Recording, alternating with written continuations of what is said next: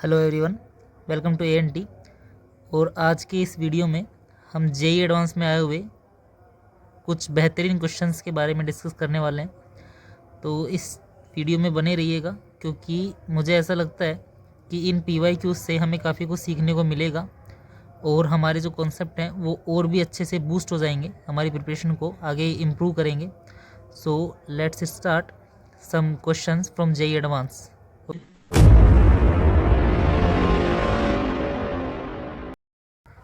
तो यहाँ पे हमारे पास एक जेई एडवांस का सवाल है 2003 का।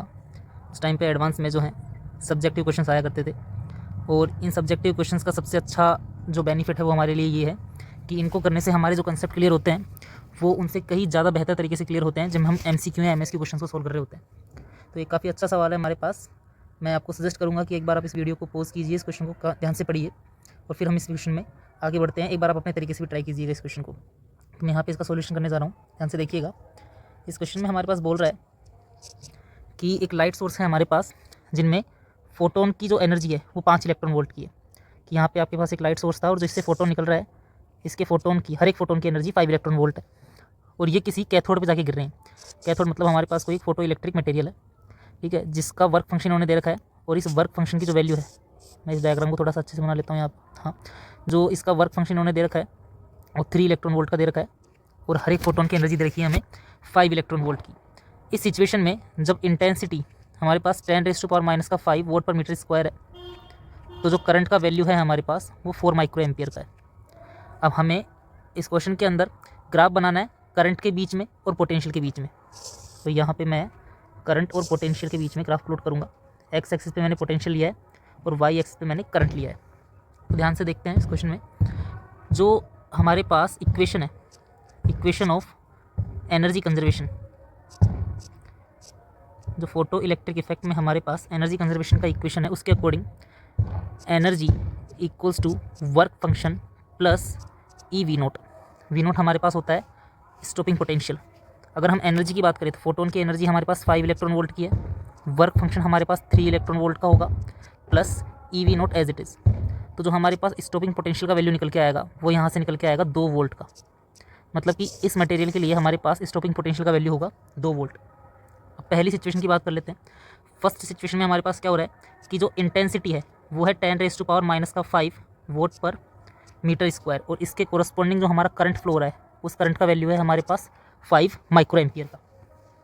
तो इस कर्व में जो सैचुरेशन करंट का वैल्यू रहेगा वो सैचुरेशन करंट हमारे पास रहेगा 4 माइक्रो एम्पियर का। जो स्टॉपिंग पोटेंशियल का वैल्यू रहेगा उसका वैल्यू है हमारे पास 2 वोल्ट का। तो अगर मैं स्टॉपिंग पोटेंशियल में 2 वोल्ट एक्स एक्सिस पर रिप्रेजेंट कर दूं तो ये कर्व हमारा कुछ इस तरीके से बनता हुआ नजर आएगा, जो कि सैचुरेशन करंट 4 माइक्रो एम्पियर तक चला जाएगा।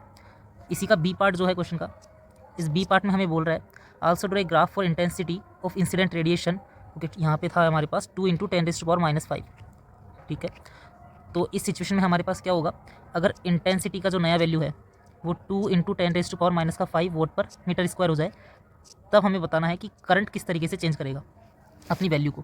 तो ध्यान से देखिएगा, हम प्रीवियस वीडियो में भी इस चीज़ को डिस्कस कर चुके हैं कि जो हमारे पास इंटेंसिटी होती है, इंटेंसिटी बेसिकली होती है हमारे पास NH/ν डिवाइड बाई A × में T, या फिर मैं बोलूँ energy per unit time and area, ये हमारे पास इंटेंसिटी होती है। और फोटो इलेक्ट्रिक इफेक्ट में इंटेंसिटी का मतलब होता है नंबर ऑफ फोटोन से, नंबर ऑफ फोटोन से। जिनको ये चीज़ क्लियर नहीं है वो एक बार हमारे प्रीवियस लेक्चर्स को जरूर देखें, ये और भी अच्छे से क्लियर हो जाएगा उन्हें कि इंटेंसिटी और फोटोन का नंबर किस तरीके से एक दूसरे से डिपेंडेंट रहता है। इंटेंसिटी पे फ्रीक्वेंसी का किसी भी तरीके का रोल नहीं होता है। तो हम यहाँ से बोल सकते हैं कि अगर हमारी इंटेंसिटी प्रीवियस इंटेंसिटी से 2 टाइम्स इंक्रीज़ हो गई होगी, तो इस सिचुएशन में जो हमारे पास नया करंट मिलेगा वो भी 2 टाइम्स इंक्रीज़ हो जाएगा प्रीवियस करंट से। तो हमारा जो नया करंट हो जाएगा वो 8 माइक्रो एम्पियर का हो जाएगा, और हमारे पास पोटेंशियल का जो वैल्यू रहेगा वो चेंज नहीं होगा। तो अब जो हमारा नया कर्व बनेगा वो कर्व कुछ इस तरीके से बनता हुआ नजर आएगा। मैं यहाँ पे बना देता हूँ उस कर्व को, 1 मिनट। हमारा कर्व कुछ ऐसा नज़र आएगा, लेट मी शो दिस। और वो कर्व हमारा कुछ इस तरीके से नज़र आएगा। इस कर्व में करंट का वैल्यू 8 माइक्रो एम्पियर हो जाएगा, जबकि स्टॉपिंग पोटेंशियल का वैल्यू 2 वोल्ट ही रहेगा, ठीक है। इस तरीके से हम इस दोनों प्रॉब्लम को यहाँ पे सोल्व कर सकते थे, इजीली टैकल किया जा सकता था। यहाँ पे हमारे पास एक और क्वेश्चन है जो कि 2002 में आ रखा है, सब्जेक्टिव क्वेश्चन था, जेईई एडवांस था। और मैं चाहूँगा कि आप सिमिलरली इस क्वेश्चन को एक बार पढ़ें और ट्राई करने का कोशिश करें। हम इसके यहाँ पे सॉल्यूशन पे चलते हैं ताकि टाइम ख़राब ना हो आप लोगों का। और इस क्वेश्चन में हमें बोल रहा है कि दो प्लेट्स हैं जिनके क्रॉस सेक्शन एरिया इन्होंने दे रखे हैं 5 × 10⁻⁴ मीटर स्क्वायर के जितना, और बोल रहा है कि इस पे लाइट आकर के गिर रही है, यानी कि इलेक्ट्रोमैग्नेटिक वेव्स आके गिर रही हैं, जिसमें हर एक फोटोन की एनर्जी 5 इलेक्ट्रॉन वोल्ट की है। और इस पे जो है हमारे पास हर 10⁶ फोटोन्स के फॉल होने पे एक इलेक्ट्रॉन बाहर निकल जाता है, मतलब क्वांटम इफिशियंसी दे रखी है एक तरीके से। और हमसे पूछ रहा है कि 10 सेकंड में इस प्लेट ए में से, ये वाली जो हमारे पास प्लेट ए है, इस प्लेट ए में से हमारे पास कितने इलेक्ट्रॉन्स बाहर निकल जाएंगे। ठीक है, तो मैं यहाँ पे इसका क्वेश्चन लिख रहा हूँ, देखिएगा आप किस तरीके से क्वेश्चन को हैंडल किया जा रहा है। तो नंबर ऑफ फोटोन्स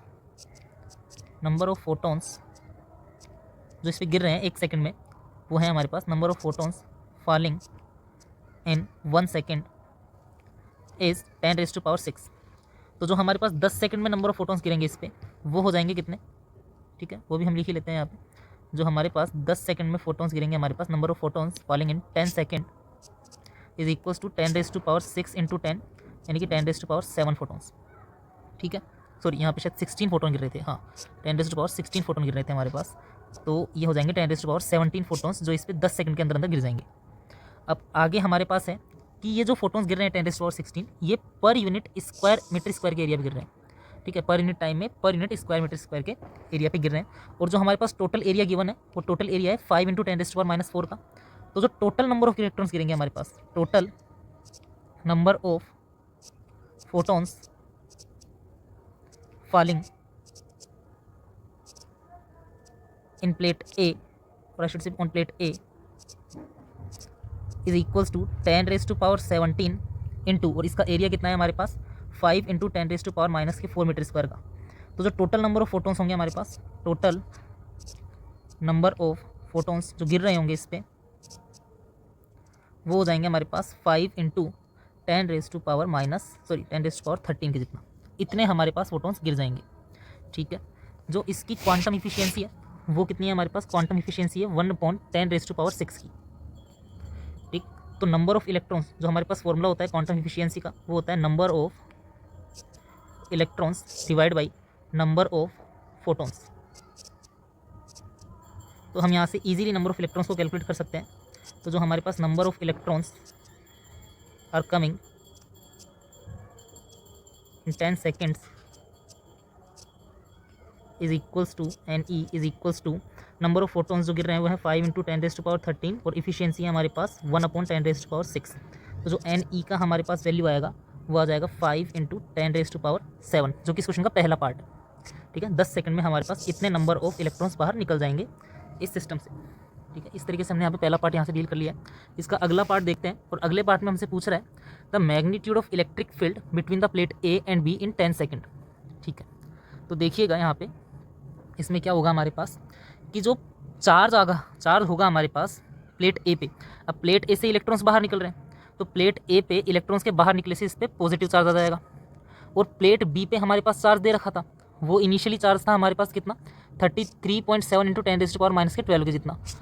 तो यहाँ पे हमारे पास इनिशियली चार्ज था 33.7 × 10⁻⁻12 कूलम के जितना।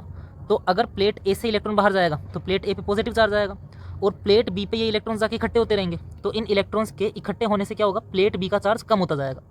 तो अब हम यहाँ पे प्लेट ए और प्लेट बी इन दोनों पे चार्ज निकाल सकते हैं। तो charge on plate A, charge on plate A after 10 second क्यों ए इक्वल्स टू, ये होगा हमारे पास 5 × 10⁻7 जितने इलेक्ट्रॉन्स बाहर निकल गए, और एक इलेक्ट्रॉन्स पे चार्ज होगा हमारे पास 1.6 × 10⁻⁻19। तो टोटल चार्ज जो प्लेट ए पे आएगा पॉजिटिव अमाउंट में, वो आएगा 8 × 10⁻12 कूलम के जितना। इसी तरीके से जो हमारे पास प्लेट बी पे चार्ज इकट्ठा होगा वो भी इतना ही इकट्ठा हो जाएगा, और इनिशियली उस पर चार्ज हमारे पास था 33.7 × 10⁻12 का जितना। तो चार्ज ऑन प्लेट बी, जो हमारे पास चार्ज आएगा प्लेट बी पे, वो कितना आ जाएगा, वो आएगा हमारे पास that will be equals to 33.7 × 10⁻12 minus 8 × 10⁻12। ऐसा इसलिए हुआ क्योंकि इतना चार्ज उस पर और जा चुका है। ठीक है, तो अब इस पर टोटल चार्ज आ जाएगा 25.7 × 10⁻12 कूलम के जितना। ठीक है, तो अब हमारे पास जो इलेक्ट्रिक फील्ड होगा इन दोनों प्लेट्स के बीच में, वो इलेक्ट्रिक फील्ड होगा एक तो प्लेट ए की वजह से, प्लस एक प्लेट बी की वजह से, इन दोनों की वजह से होगा।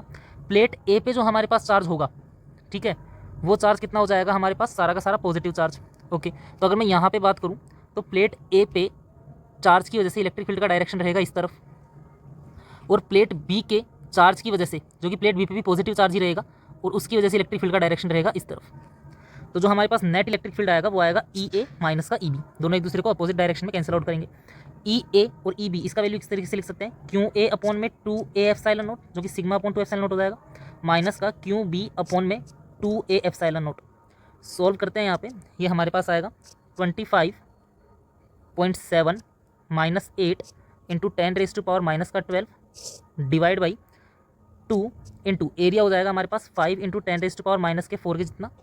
एप्सिलॉन नोट का वैल्यू होगा हमारे पास 8.85 इंटू 10⁻⁻3। सोल्व करने पे यहाँ पे हमारे पास आंसर आएगा 2 इंटू 10⁻³ न्यूटन पर कूलम।